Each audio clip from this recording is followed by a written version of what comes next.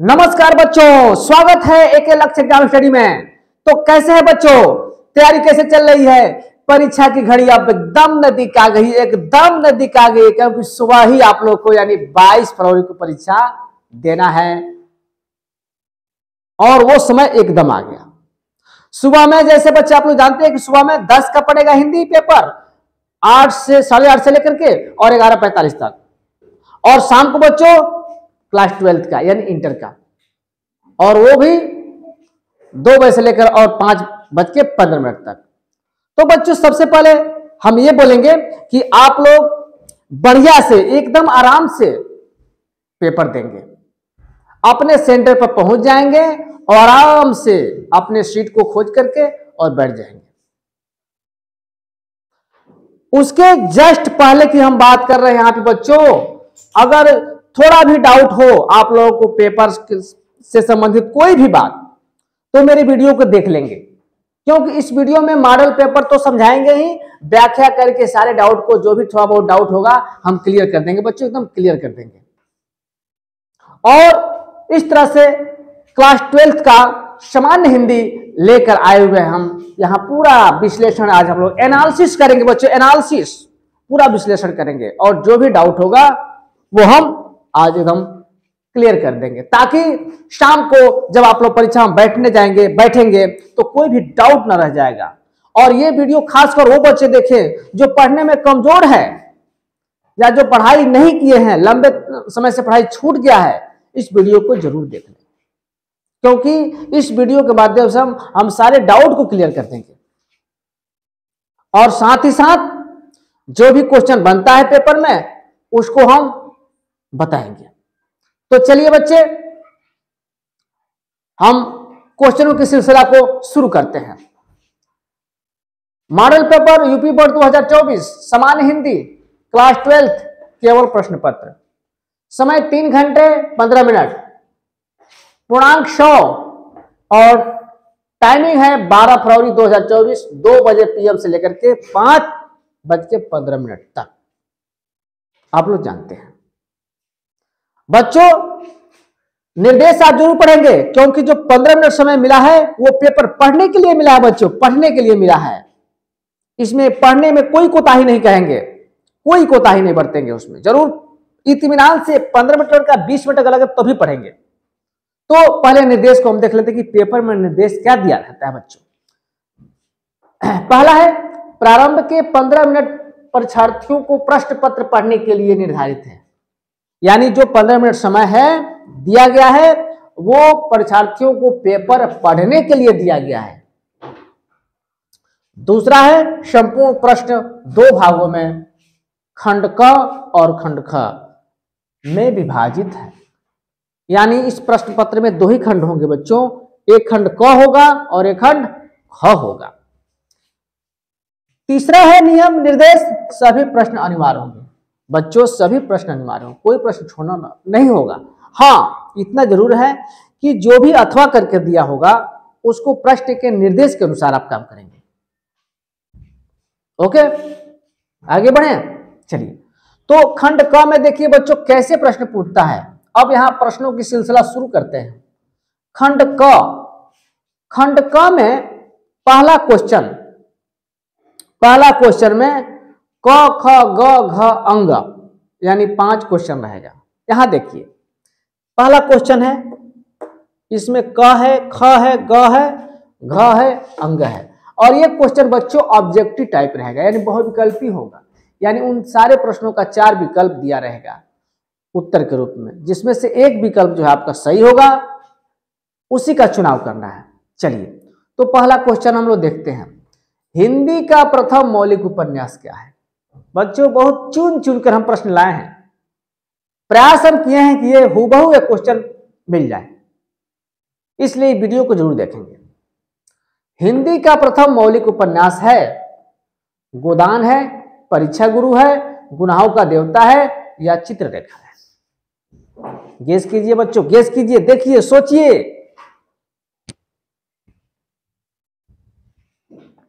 बोलिए कौन सा होगा?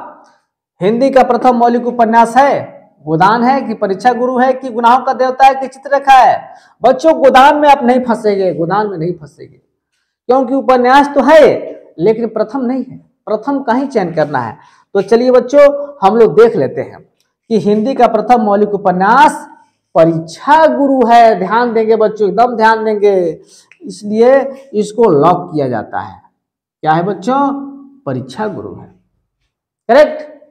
आगे बढ़ते हैं। दूसरा क्वेश्चन यानी ख है, पहले का क फिर ख, अगला ख है।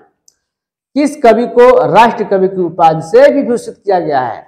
बच्चों क्वेश्चन आसान लेकिन बहुत टिपिकल क्वेश्चन रहेगा।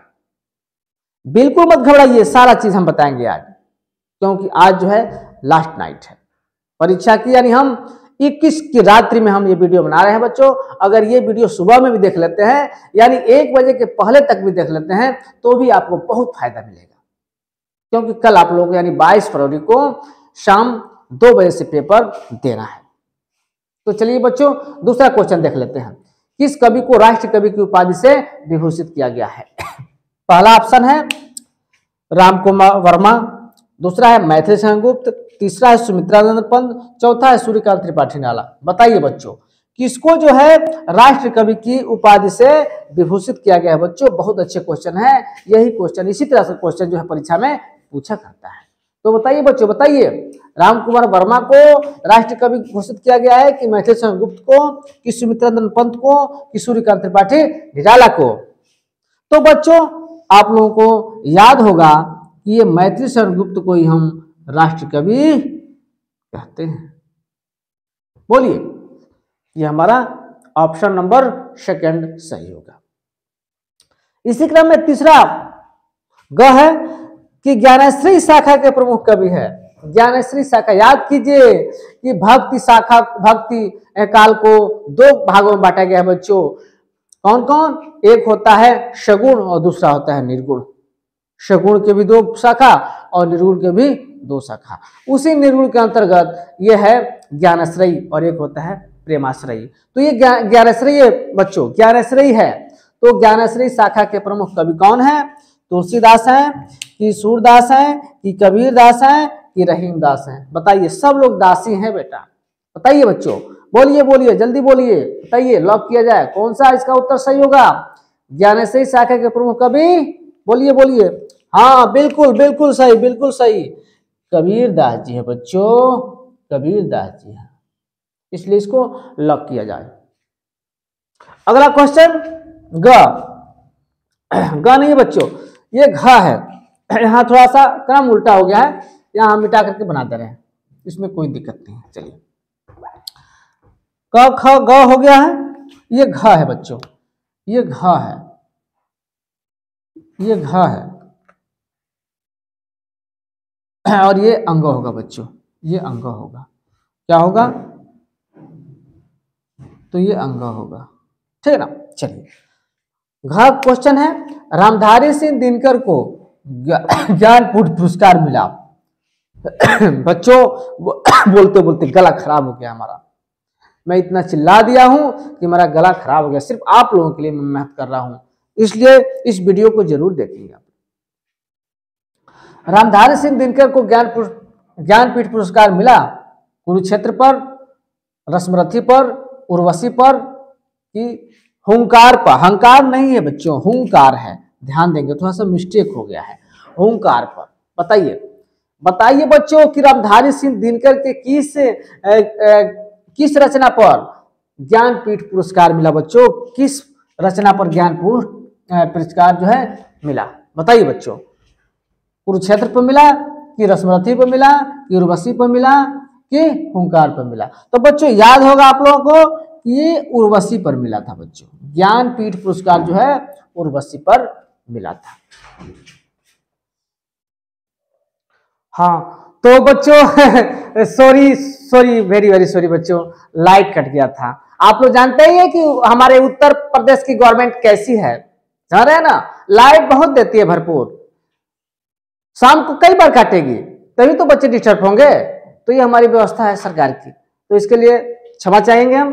तो हम क्या बता रहे थे बच्चों? हम लोग चल रहे थे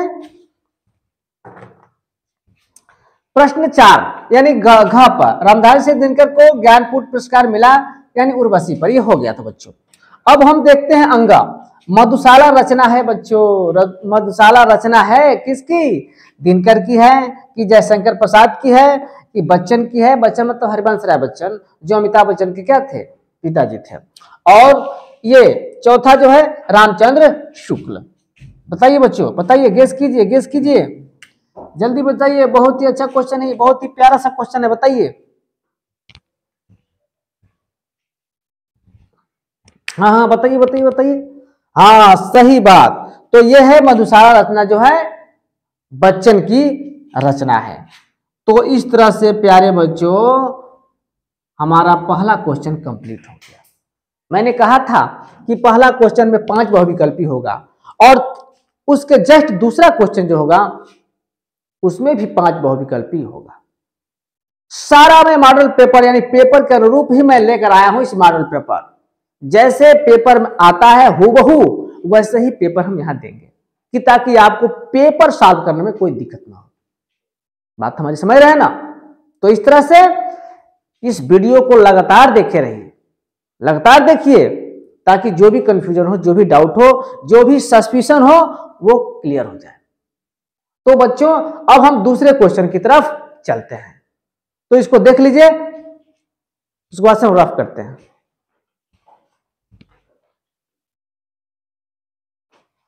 हाँ तो बच्चों अब आए हैं आप लोगों के सामने दूसरा क्वेश्चन लेकर। बच्चों दूसरा क्वेश्चन एकदम जोश को खत्म नहीं होने देना है बच्चों, एकदम लगातार मेहनत करना है। आज अगर कल की परीक्षा चाहते हैं कि अच्छा हो जाए तो बिल्कुल अपने आप के अंदर एनर्जी को कम नहीं करना है, एकदम लगातार देखते चलिए। तो प्यारे बच्चों दूसरा क्वेश्चन लेके आए हुए हैं, यहां देखिए। दूसरा क्वेश्चन भी बच्चों बहुविकल्पी ही होगा, क से लेकर अंग तक, और अच्छे से अच्छे क्वेश्चन हम लेकर आए हैं बच्चों। तो दूसरे का क है प्रयोगवादी काव्यधारा के जनक है। प्रश्न है प्रयोगवादी काव्यधारा के जनक है अज्ञेय जी हैं, दिनकर जी हैं कि मुक्तिबोध है कि धूमिल है? बताइए बच्चों, जल्दी बताइए। बहुत ही अच्छा क्वेश्चन लेके आए हैं बच्चों, बहुत ही प्यारा क्वेश्चन लेके आए हैं। बताइए, जल्दी बताइए। प्रयोगवादी काव्यधारा के जनक है अज्ञेय है कि दिनकर है कि मुक्तिबोध है कि धूमिल है? बोलिए बोलिए, जल्दी बोलिए, एकदम एकदम दिल खोल के बोलिए बच्चों। तो इसका सही आंसर जो होगा अज्ञेय, अज्ञेय। और अज्ञेय का पूरा नाम कोई बताएगा? अज्ञेय का पूरा नाम बताइए, जानिए अज्ञेय का पूरा नाम। तो उनका पूरा नाम सच्चिदानंद हीरानंद वात्स्यायन अज्ञेय है। क्या है बच्चों? सच्चिदानंद हीरानंद वात्स्यायन अज्ञेय है।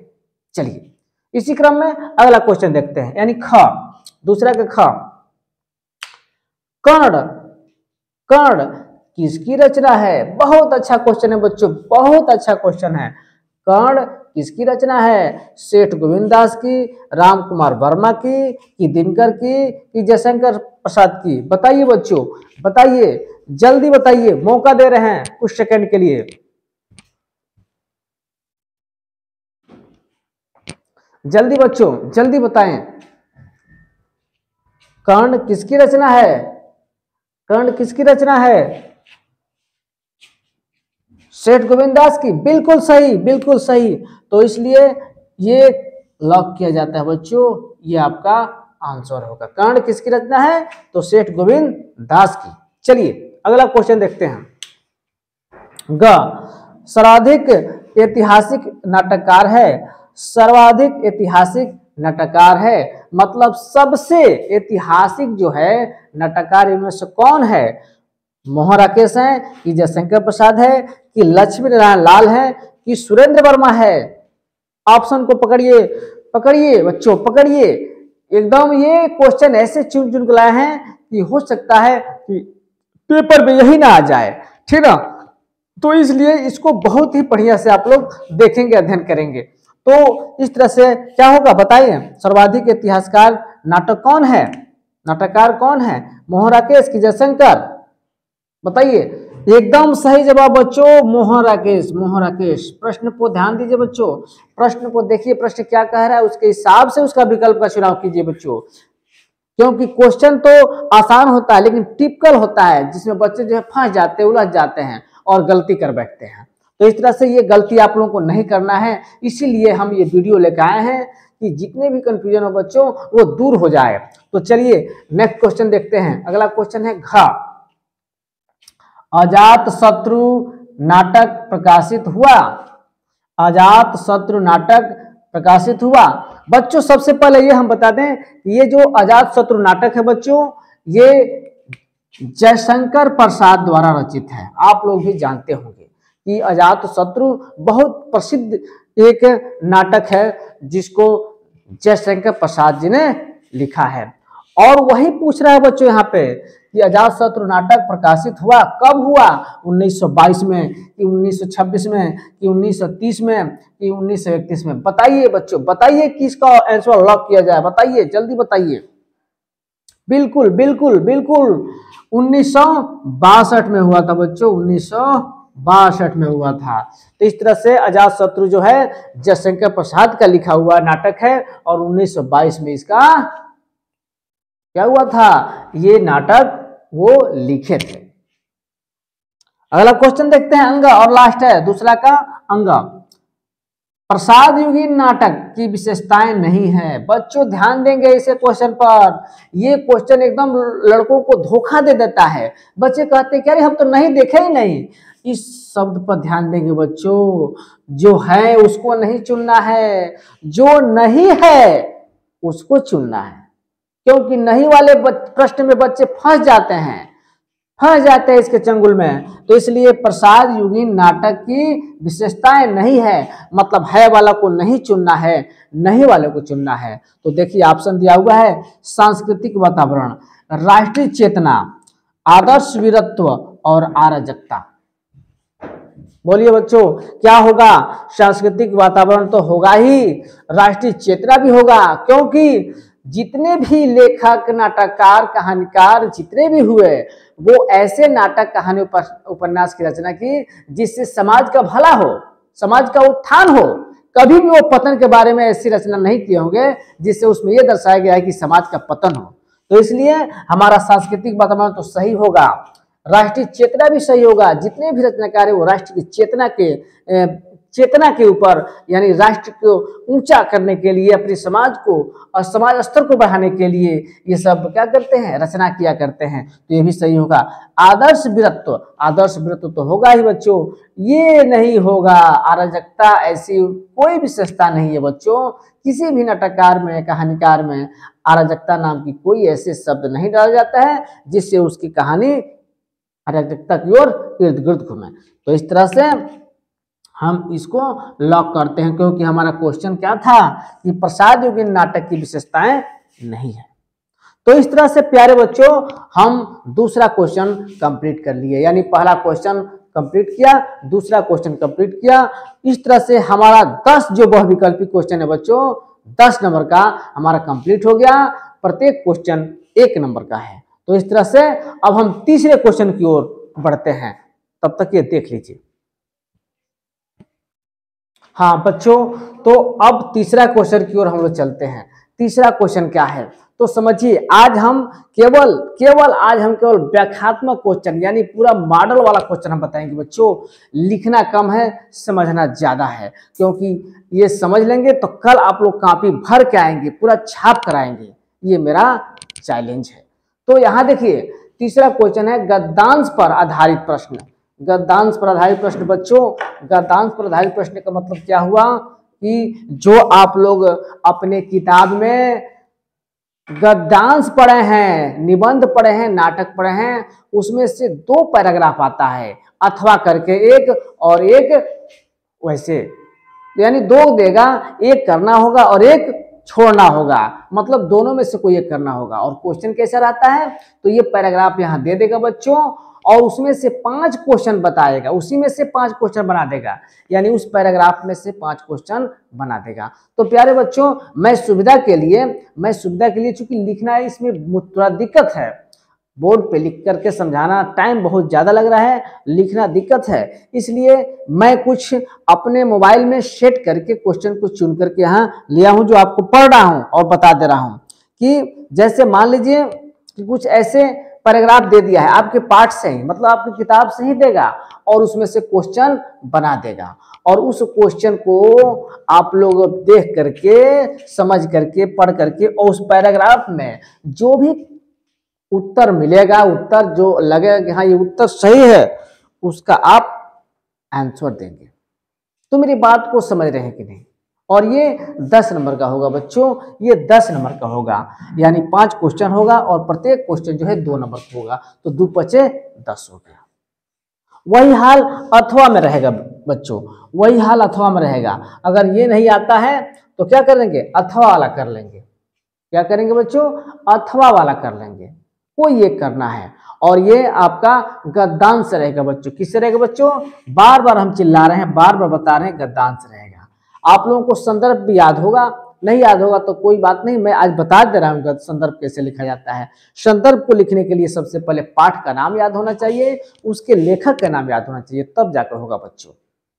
तो मेरी बात आप लोग समझ रहे होंगे। गद्यांश कैसे लिखा जाता है कि प्रस्तुत गद्यांश हमारी पाठ्य पुस्तक, जो पुस्तक का नाम है संकलित के जिस पाठ से लिया गया है, मतलब पाठ के नाम लिख देना है और इसके लेखक जो है जो होंगे वो लिख दिया जाएगा।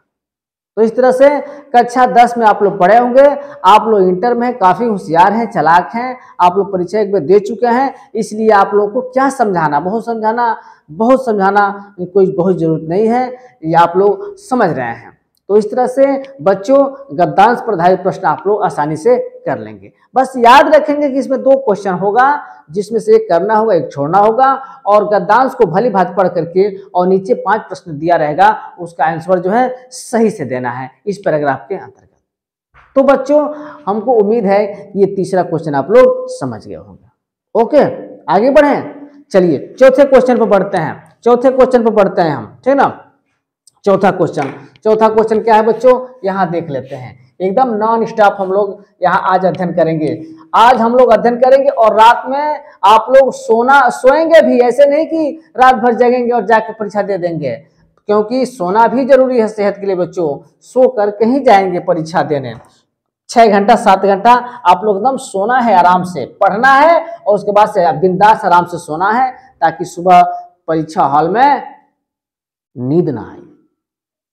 ठीक है बच्चों, तो चलिए चौथा क्वेश्चन देखते हैं। चौथा क्वेश्चन क्या है, चौथा क्वेश्चन क्या आता है बच्चों, पूरा आज हम मॉडल बता दे रहे हैं। चौथा क्वेश्चन, तो तीसरा क्वेश्चन क्या था बच्चों, तीसरा क्वेश्चन था गद्यांश पर आधारित, लेकिन ये क्वेश्चन होगा पद्यांश पर आधारित, यानी पद्यांश होगा। यानी पद्यांश का मतलब कि कविता, यानी हम लिख सकते हैं, क्या लिखेंगे बच्चों कि दिए गए पद्यांश, है ना, पद्यांश पर आधारित क्वेश्चन, पद्यांश पर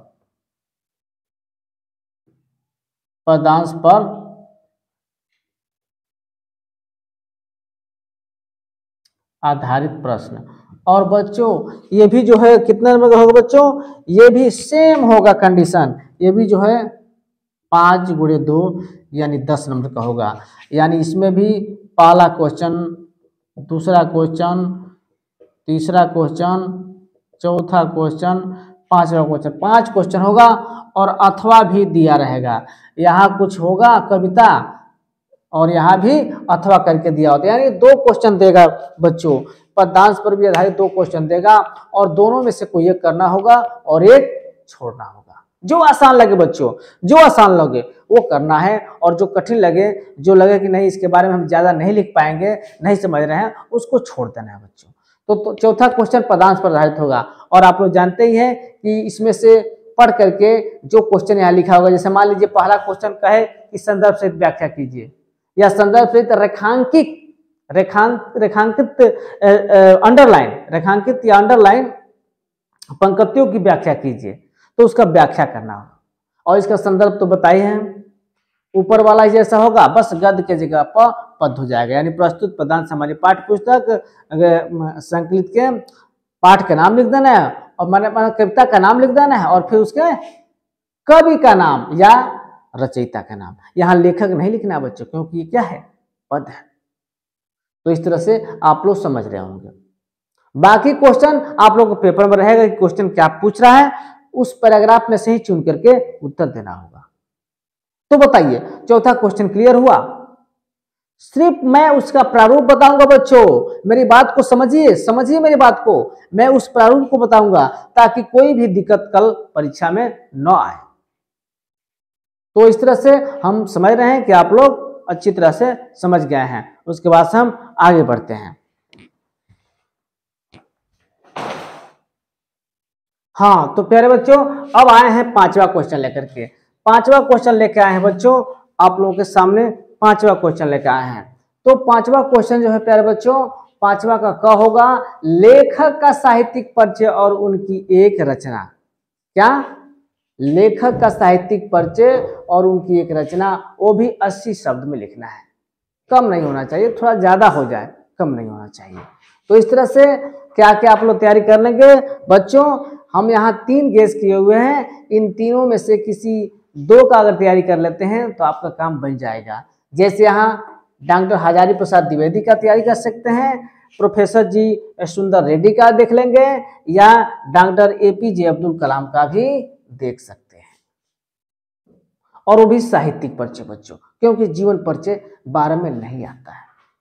12 में क्या आता है बच्चों? साहित्यिक परिचय आता है, जबकि 10 में जीवन परिचय आता है। और साथ ही साथ साहित्यिक परिचय लिखने के साथ साथ उनकी कम से कम 1-2 रचनाएं याद होनी चाहिए बच्चों, 1-2 रचनाएं याद होनी चाहिए। तो इस तरह से 5 क में समझ गए ना। 5 का क में लेखक का साहित्यिक परिचय के साथ साथ उनकी कृतियां भी, मतलब उनकी रचनाएं आती है, कहने का मतलब रचनाएं आती है, वो भी 80 शब्द में। ओके, चलिए आगे बढ़ते हैं। ख क्या कहता है कि कवि का साहित्यिक परिचय देते हुए कृतियां लिखिए, और ये भी 80 शब्द में ही लिखना है। कौन कौन हम गेस किए हैं बच्चों? मैथिली सेनगुप्त, जयशंकर प्रसाद अकेले। अगर 2 इसमें से याद कर लेते हैं बच्चों तो श्योर आपका काम बन जाएगा, यानी कवि का साहित्यिक परिचय मिल जाएगा, लट जाएगा, आ जाएगा, और इस तरह से अच्छे नंबर पा सकते हैं।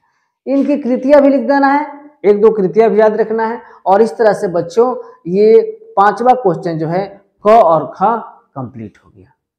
इसमें कोई भी डाउट है तो प्लीज कमेंट करके मुझे पूछ सकते हैं, कमेंट कर सकते हैं कि सर ये समझ में नहीं आया, ये दिक्कत है, बताइए।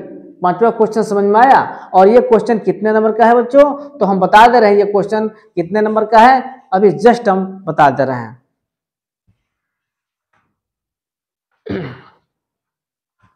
बच्चों ये क्वेश्चन जो है आपका ज्यादा से ज्यादा जो है 5 नंबर का आएगा बच्चों। ये दोनों, ये भी 5 नंबर का है प्यारे बच्चों, और ये भी 5 नंबर का है, क्योंकि ये 80 शब्द में लिखना होगा। कितने शब्दों में? 80 शब्दों में प्यारे बच्चों। चलिए तो अब हम 6वां क्वेश्चन बढ़ते हैं। 6वां क्वेश्चन पर बढ़ते, इसको रफ करते हैं, देख लीजिए। चलिए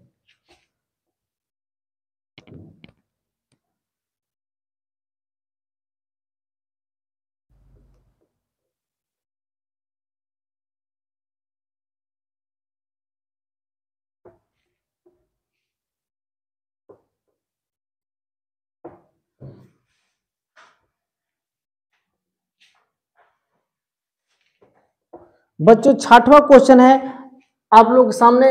इसमें क्या करना है 6वें क्वेश्चन में? तो आप लोगों के सिलेबस में आप लोग जरूर पढ़े होंगे कथा। कथा एक कथा की किताब होती थी, उसमें 4 से 5 कथा आप लोगों को पढ़ना था, जिसमें से पंचलाइट है, बहादुर है, लाठी है, ये तमाम तरह के कुछ जो है कुछ कहानी, कुछ कथा है। इन कहानी के बारे में ही ये क्वेश्चन 6ठा नंबर लेके आता है। इसमें क्या है, कई विकल्प दिए रहते हैं। जैसे मान लीजिए आ गया बहादुर या लाठी के कथा वस्तु को संक्षेप में लिखे, कथा वस्तु के संक्षेप में लिखे, ये 5 नंबर का आता है बाबू। या अथवा करके भी दे देगा, या ऐसे भी देगा कि पंचलाइट पंचलाइट तथा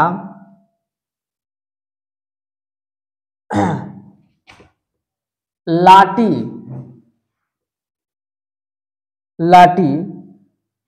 कहानी के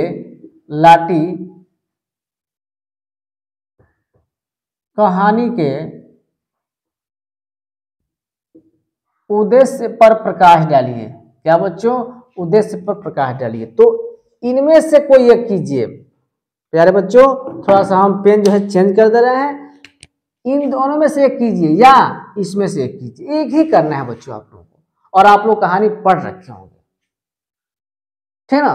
तो इस तरह से ये 5 नंबर का क्वेश्चन आएगा। ये कथा वस्तु लिखने के लिए आ जाए या उद्देश्य पर प्रकाश डालने के लिए आ जाए। तो इस तरह से प्यारे बच्चों इसको आप लोग लिख लेंगे। सिर्फ आज मैं डाउट को क्लियर कर रहा हूं बच्चों, डाउट को क्लियर कर रहा हूं कि जो भी कुछ बच्चे नहीं समझ रहे होंगे कैसे क्या करना है, उसके लिए क्लास जो है रामबाण होगा। ओके, चलो आगे बढ़ते हैं। क्वेश्चन नंबर 7 पे चलते हैं बच्चों। क्वेश्चन नंबर 7,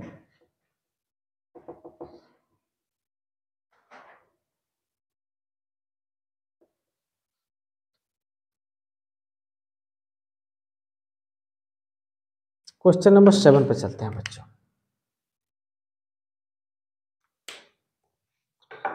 क्वेश्चन नंबर 7 है स्वपठित खंड काव्य के आधार पर बच्चों स्वपठित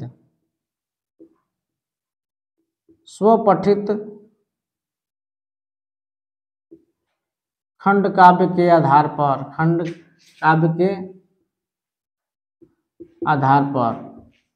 स्वपठित मतलब अपने पठित हुए काव्य खंड के आधार पर बच्चों ये ऐसा प्रश्न है कि इसमें पूरे जितने यूपी में पढ़ना है पूरा दे देता है। वो जिले वाइज जिसको इसको पढ़ना है वो लिखना पड़ता है इसमें।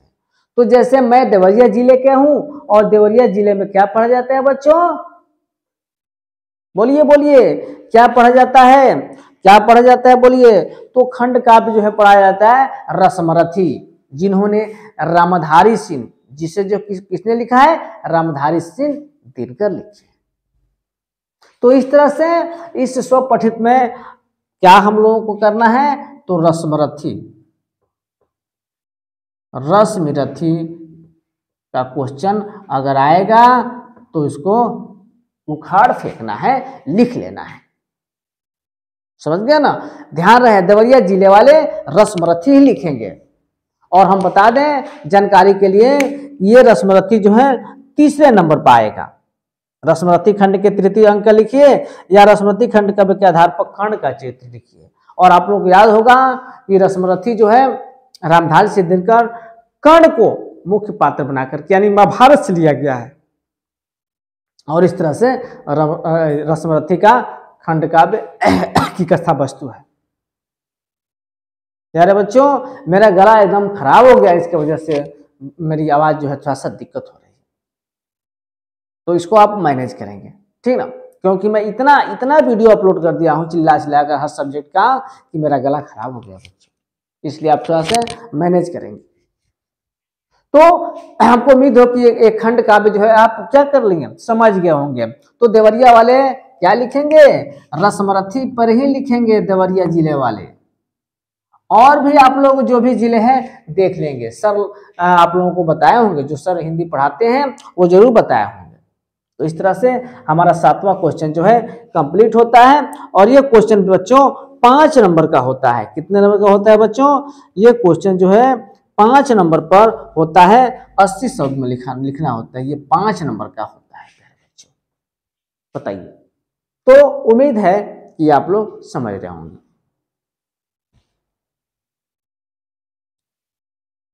चलिए अगला क्वेश्चन देखते हैं, 8वां प्यारे बच्चों। 8वां देखते हैं, बहुत ही जोरदार एकदम धमाकेदार ये वीडियो आपको लग रहा होगा एकदम। चलिए आगे देखते हैं। 8वां क्वेश्चन है बच्चों, देख लेते हैं। और 8वां क्वेश्चन जैसे ही शुरू होगा बच्चों, 8वां क्वेश्चन जैसे ही शुरू होगा हमारा खंड जो है बदल जाएगा, यानी खंड क से क्या हो जाएगा? ख हो जाएगा बच्चों। अब हमारा खंड यहाँ ख हो जाएगा, याद रखेंगे। ये हमारा खंड ख हो जाएगा। बात समझ में आ रही है। अब खंड क से शुरू होता है संस्कृत वाला पोर्शन और ग्रामर वाला पोर्शन, लेखन, पत्र लेखन और निबंध, जिसको ऐसे बोलते हैं। सारा चीजें हम बताएंगे बच्चों, बस धैर्य रखिए, मेरे वीडियो को देखते रहिए। चलिए, तो 8वां क्वेश्चन होगा बच्चों संस्कृत के गद्य से। क्या होगा बच्चों, यहां लिख दे रहे हैं संस्कृत के गद्य से। संस्कृत के गद्यांश पर आधारित, गद्यांश पर आधारित, संस्कृत के गद्यांश पर आधारित, वो भी 2+5 यानी 7 नंबर करके, 2+5 = 7 नंबर करके दिया रहेगा। इसमें क्या होगा बच्चों, इस 8वें नंबर क्वेश्चन में संस्कृत का जो बुक है उस बुक में से कोई पैराग्राफ किसी पाठ का दे देगा और कहेगा कि इसका संदर्भ सहित अनुवाद कीजिए। तो संदर्भ उसी तरह होगा जैसे हिंदी में लिखे हैं कि प्रस्तुत गद्यांश हमारी पाठ्य पुस्तक जो पुस्तक है और उसके बाद से किस पाठ से लिया गया, क्योंकि इसका लिखने वाला तो था देता नहीं है उसमें, इसलिए क्या करेंगे आप इसको बस उतना ही लिख करके छोड़ देंगे, लेखक का नाम या कवि का नाम नहीं लिखेंगे। और उसके बाद से अनुवाद जो भी दिया रहेगा उसका अनुवाद जो है हिंदी में कर लेंगे। बड़ी आसान होता है और इस तरह से ये 7 नंबर आपको मिल जाएगा। यानी 8वां के क्वेश्चन नंबर 8वां का क है बच्चों, ध्यान देंगे 8वां का क्या है, क है, क्योंकि ख भी इसमें मिलता है। तो 8वां का क, और इसके साथ साथ इसका अथवा भी दिया रहता है बच्चों, घबराने की जरूरत नहीं है। अगर मान लीजिए कि ऊपर वाला नहीं आ रहा है, नीचे वाला आ रहा है तो इसको कर लेंगे, या नीचे वाला नहीं आ रहा होगा तो ऊपर वाला कर लेंगे, लेकिन ये दिया रहता है अथवा करके, को ये करना है। तो समझ गए प्यारे बच्चों। चलिए आगे बढ़ते हैं। 8वां का ख की बात करते हैं। ये तो क था, ये ख है, यानी 8वां का ख।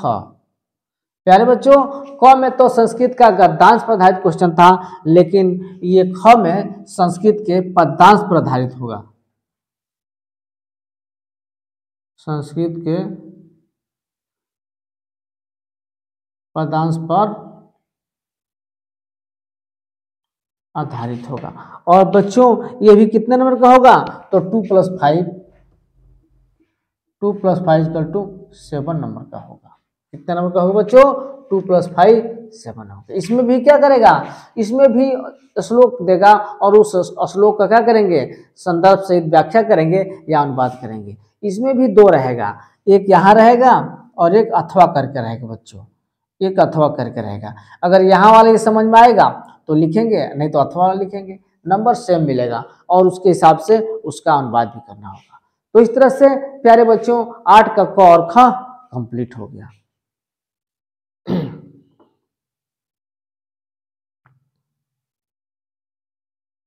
अब प्यारे बच्चों क्वेश्चन नंबर 9 पे चलते हैं। क्वेश्चन नंबर 9, ये दोनों ही क्वेश्चन 7-7 नंबर का होगा, ये क्लियर आप लोग समझ लीजिए।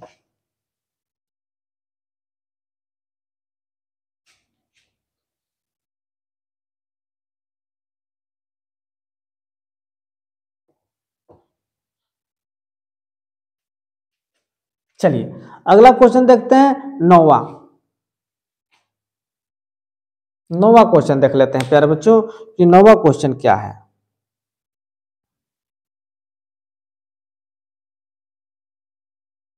प्यारे बच्चों 9वां क्वेश्चन है मुहावरा और लोकोक्तियां। इससे कौन नहीं परिचित होगा बच्चों, मुहावरा और लोकोक्तियों से कौन नहीं परिचित होगा। तो इस तरह से ये जो 9वां क्वेश्चन है प्यारे बच्चों मुहावरा और लोकोक्तियों होगा, मुहावरा और लोकोक्तियां, लोकोक्तियां, ठीक ना, लोकोक्तियां, ठीक ना, ये होगा आपका अगला प्रश्न, ठीक ना। तो इस तरह से लोकोक्तियां, मुहावरा और लोकोक्तियां। तो इसमें प्यारे बच्चों कई दिया रहेगा मुहावरा और लोकोक्तियां, और किसी एक का अर्थ लिख करके वाक्य में प्रयोग करना होगा बच्चों, वाक्य में प्रयोग। और ये जो है 2 नंबर का होगा बच्चों। कितना नंबर का होगा? 2 नंबर का होता, 2 नंबर का होता है। मुहावरा और लोकत्य में क्या होगा? जैसे मान लीजिए अपना उल्लू सीधा करना, जैसे मान लीजिए एक दे दिया वाक्य कि अपना उल्लू सीधा करना, इसका अर्थ भी लिखना है और वाक्य में प्रयोग भी करना है। अपना उल्लू सीधा करना यानी स्वार्थ सिद्ध करना, अर्थ हो गया। और अपना उल्लू सीधा करना पर बना लीजिए कि राम ने रहीम के साथ झूठ बोलकर अपना उल्लू सीधा कर दिया। तो इस तरह से प्यारे बच्चों ये मुहावरा और लोकतिया है। मुहावरा यहाँ शब्द लिख देंगे और उसका अर्थ यहाँ लिख देंगे और उसके बाद से प्रयोग दे करके यहाँ लिख देंगे कि वाक्य में हम प्रयोग कर रहे हैं। बात समझ में आ रही है? और कोई उसमें सेंटेंस बना करके लिख सकते हैं। तो इस तरह से हमारा 9वां क्वेश्चन नंबर 9 कंप्लीट हो गया। बोलिए, एकदम कंप्लीट हो गया। प्यारे बच्चों उम्मीद है कि समझ में आया होगा। अब देखिए क्वेश्चन नंबर 10 की बात आती है। क्वेश्चन नंबर 10 यानी 10।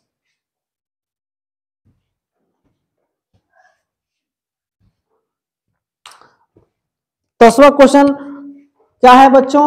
देख लीजिए 10वां क्वेश्चन जो है एक पैराग्राफ देगा गद्यांश और पद्यांश के रूप में। उस पैराग्राफ को बच्चों ध्यान से पढ़ना है। क्या करना है? बहुत भली भांति गहन अध्ययन चिंतन मनन करके उसको पढ़ना है। हम इसलिए कह रहे हैं कि उसको भली भांति पढ़ना है चिंतन मनन करके, क्योंकि वो पैराग्राफ को पढ़े रहेंगे ठीक से तो उसके ठीक नीचे उसी पैराग्राफ से रिलेटिव क्वेश्चन बना करके देगा जिसका उत्तर लिखना होगा।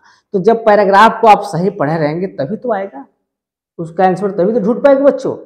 बताइए, बिल्कुल सही। तो इस तरह से आप कर लेंगे। और उसमें ये कितने नंबर का क्वेश्चन बनता है बच्चों? तो ये क्वेश्चन बनता है 5 नंबर का। कितने नंबर का बनता है बच्चों? तो ये 5 नंबर का बनता है। अपठित गद्यांश या पद्यांश होता है बच्चों। अपठित गद्यांश या पद्यांश होता है बच्चों, पद्यांश होता है। और ये 5 नंबर का रहता है। कितना नंबर का रहता है? 5 नंबर का। तो इस तरह से आप लोग समझ रहे हैं। चलिए आगे बढ़ते हैं बच्चों।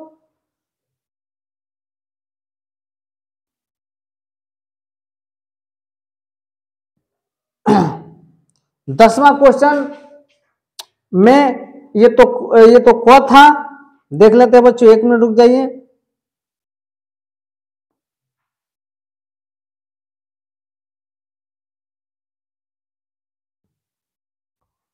हाँ, ये जो था 10वां क्वेश्चन था।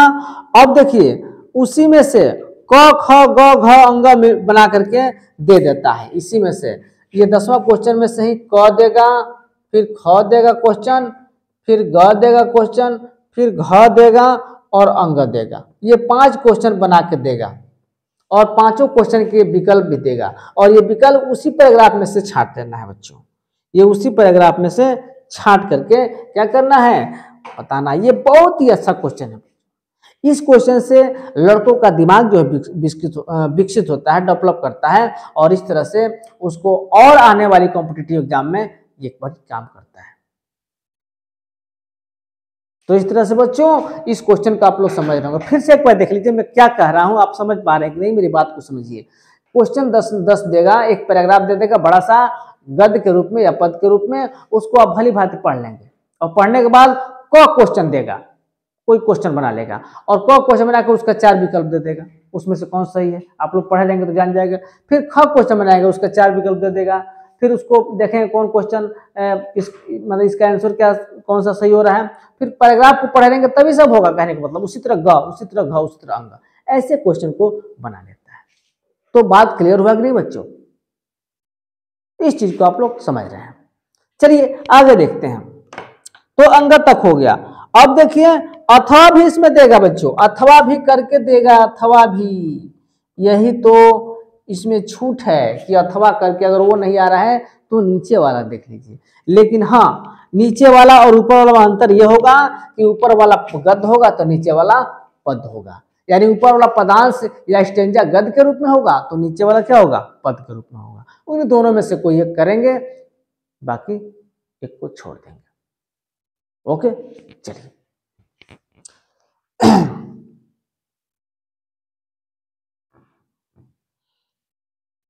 अब प्यारे बच्चों क्वेश्चन नंबर 11 में चलते हैं, यानी क्वेश्चन नंबर 11 पर।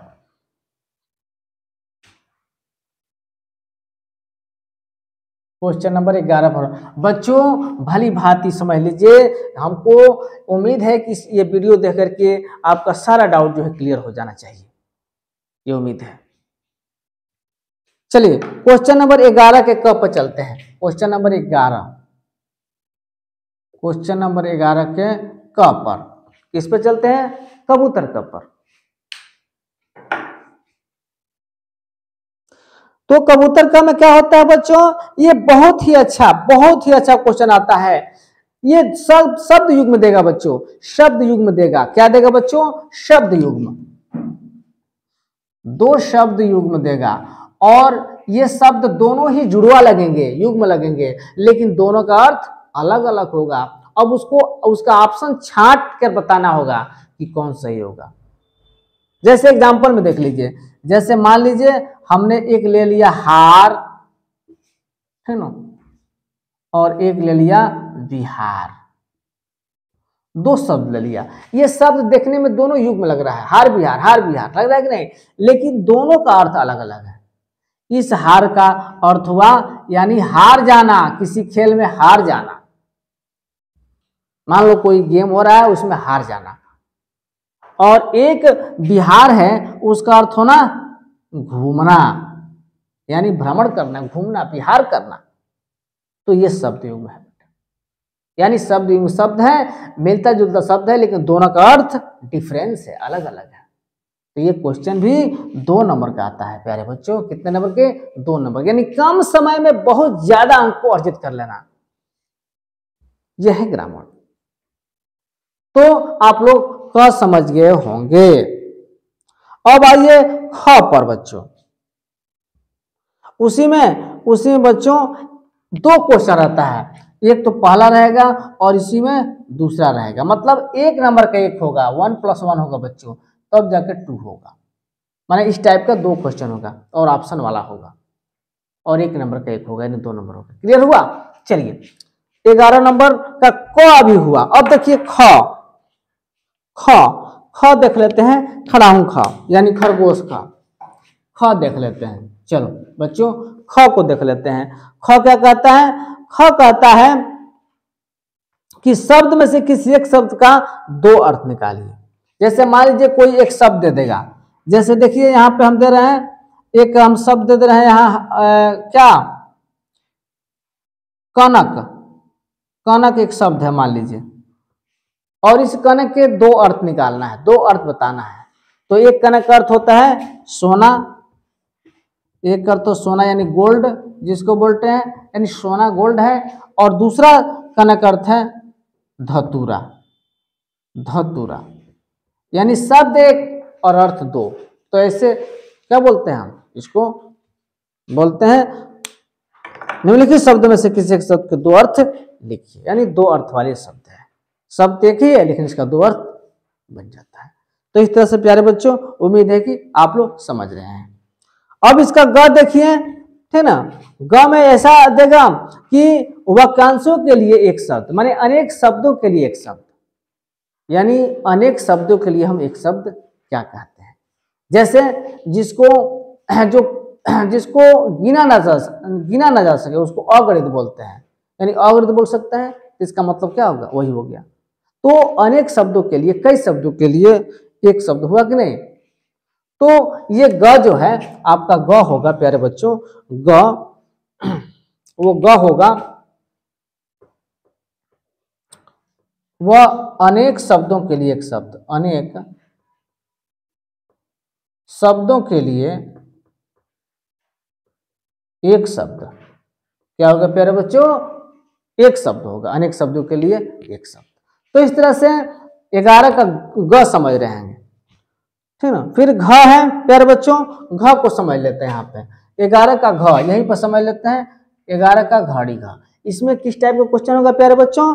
तो इसमें इस टाइप का होगा कि इसमें वाक्य दे दिया रहेगा, इसमें से 4 वाक्य दे दिया रहेगा और 2 वाक्यों को शुद्ध करना होगा, क्योंकि चारों वाक्य जो अशुद्ध होगा किसी न किसी रूप में, किसी न किसी रूप में चारों जो वाक्य है अशुद्ध होगा, उसको बस शुद्ध कर देना है 2, और ये 1 नंबर का मिल जाएगा। 1 नंबर का ये होता है, ठीक है ना। यानी 1 नंबर का 1 होता है तो 2 करना है तो कितना होगा बच्चों, 1 + 1 = 2 हो जाएगा।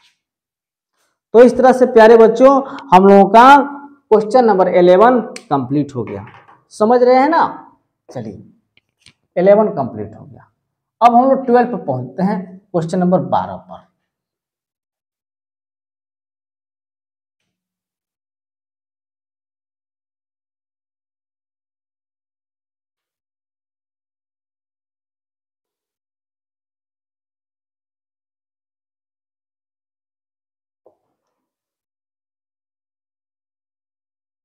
क्वेश्चन नंबर प्यारे बच्चों 12 पर, और 12 में भी क ख और ग है प्यारे बच्चों। क्वेश्चन नंबर 12 में भी क ख और ग है, जो हम भली बात समझाएंगे।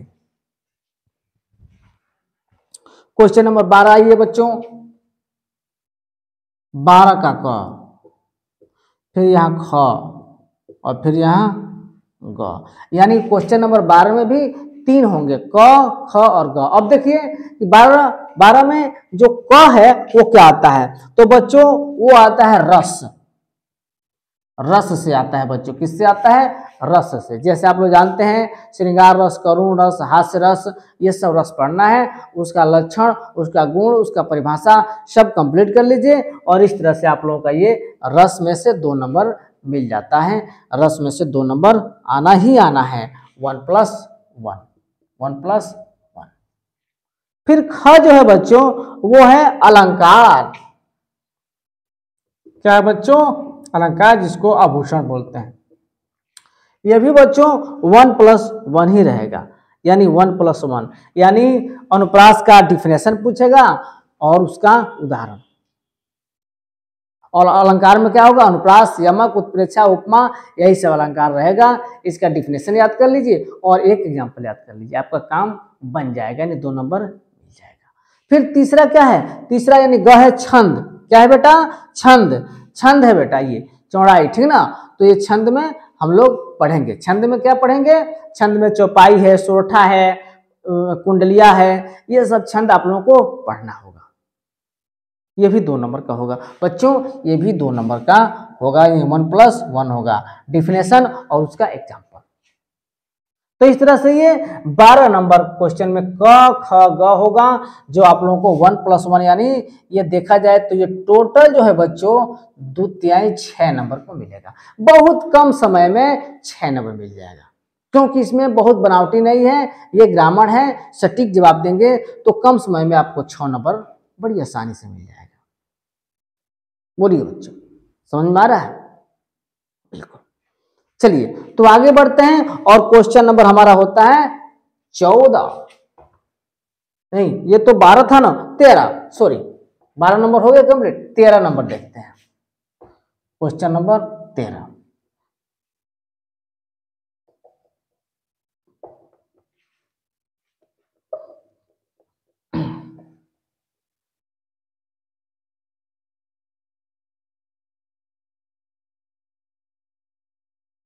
क्वेश्चन नंबर बच्चों 13। तो 13 बच्चों क्या करना है, एकदम तैयार हो जाइए 13 के लिए। क्या करना है बच्चों, आज से बहुत पहले से आप लोग लिखते आ रहे हैं लेटर, यानी पत्र। पत्र 2 तरह के होते हैं, औपचारिक और अनौपचारिक। जो आपको आता है लिखना वो लिखिए। और ये क्वेश्चन जो है कितने नंबर का होता है प्यारे बच्चों, तो ये क्वेश्चन होता है 6 नंबर का बच्चों, बहुत ही अच्छा है। ये है पत्र। पत्र बच्चों, पत्र, पत्र लिखना है 6 नंबर का। कितने नंबर का बच्चों, 6 नंबर का। 6 नंबर का ये आएगा पत्र लिखने के लिए, ठीक ना। तो इस तरह से आप लोग ये पत्र लिख सकते हैं, वो भी 2 + 4 के रेशियो में आएगा, यानी 6 नंबर जो मिलेगा वो 2 + 4 की रेशियो में आएगा ये क्वेश्चन। तो इसलिए पत्र को एकदम, पत्र के प्रारूप को आप भली बात समझ लेंगे और इसको लिख लेंगे। ओके, चलिए अगला क्वेश्चन देखते हैं।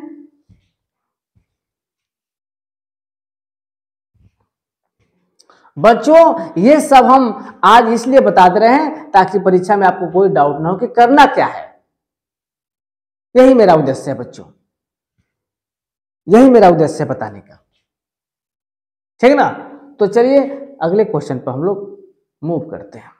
और हमारा अगला क्वेश्चन क्या है, 14 यानी 14, और ये पूरे हिंदी सिलेबस का अंतिम क्वेश्चन होगा बच्चों, अंतिम क्वेश्चन होगा।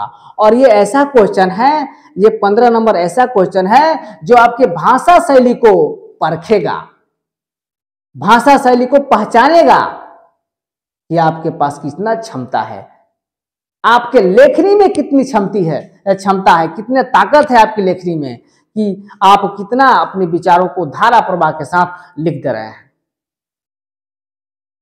समझ गए? ये है क्वेश्चन नंबर 14 और लास्ट। तो देख लेते हैं हम लोग क्वेश्चन नंबर 14 जिसका नाम है निबंध। इस निबंध का ही हम लोग बात कर रहे थे बाबू। निबंध यानी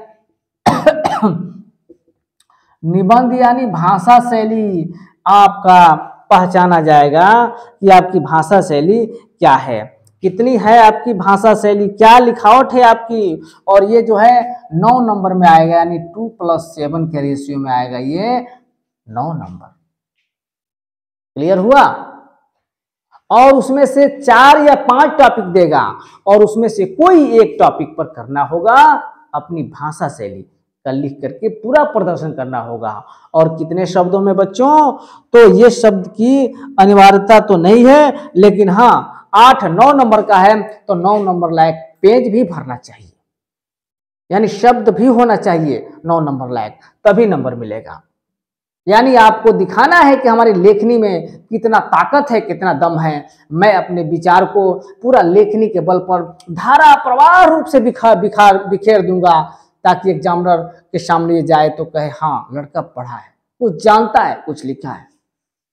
यानी निबंध यही बताता है, निबंध यही बताता है बच्चों कि लिखने वाले की कलम में कितनी ताकत है कि वो धारा प्रवाह अपने विचारों को व्यक्त कर देगा, चाहे जिस क्षेत्र में कर दे, कंप्यूटर के क्षेत्र में कर दे, मोबाइल के क्षेत्र में कर दे, विज्ञान अभिशास्त्र के क्षेत्र में कर दे, लाइब्रेरी के रूप में कर दे, माने जो भी टॉपिक दिया रहेगा उस टॉपिक के अंतर्गत आप लोगों को निबंध लिखना होगा अपनी भाषा शैली का प्रयोग करके, अपने लेखनी के बल पर इसको दिखाना होगा क्वेश्चन नंबर 14 को, यानी 14 को, जिसका नाम है निबंध। बोलिए बच्चों, समझ में आया?